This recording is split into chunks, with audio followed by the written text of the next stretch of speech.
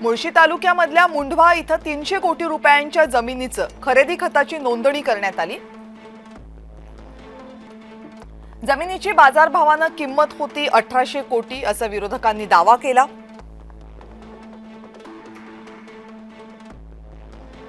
महारवतनाची ही जमीन होती, त्यामुळे ही जमीन विकत घेता येत नाही असाही दावा केला जातोय। नियमांनुसार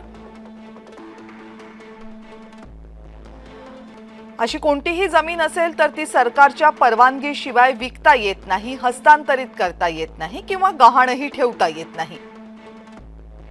25 मे 2025 ला या जमिनीचा व्यवहार झाला।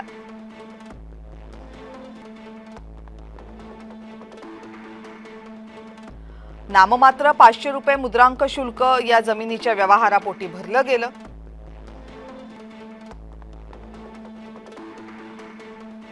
या व्यवहारामध्ये 21 कोटी रुपयांचं मुद्रांक शुल्क भरणं खरं तर अपेक्षित होतं, अनिवार्य होतं, मात्र ते भरलं गेलं नाही, कारण ज्या कामासाठी जमीन वापरली जाणार होती त्या अंतर्गत ही शुल्क माफी करून घेण्यात आली। 48 तासांमध्ये उद्योग संचालनालयानं ही शुल्क माफी केली होती IT उद्योग उभारण्यासाठी।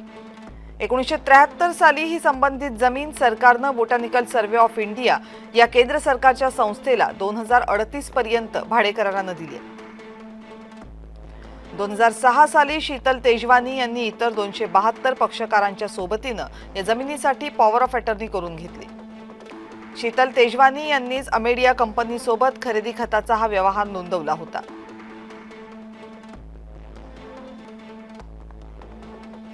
आरोपींमध्ये शीतल किशनचंद तेजवानी, दिग्विजय अमरसिंग पाटील आणि रवींद्र बाळकृष्ण तारू यांची नावं आहेत।